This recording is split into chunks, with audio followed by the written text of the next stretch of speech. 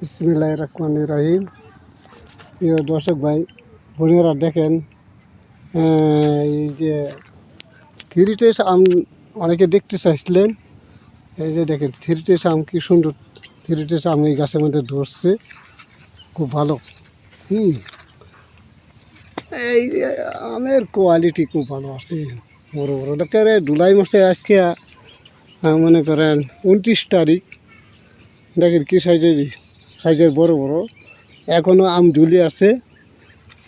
সেটা হইল থ্রিটেস আম, সে একবার সব সেটা মানে রেড ভ্যারাইটিস আম, খুব ভালো আম।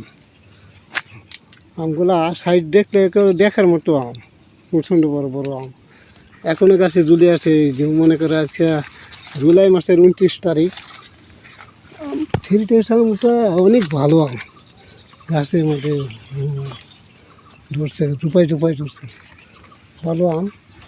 আপনারা এই আমটা লেট ভ্যারাইটিস আম, রান্নার যদি কেউ লাগাইতে চান এই থ্রিটেস আম লাগাইতে হবে।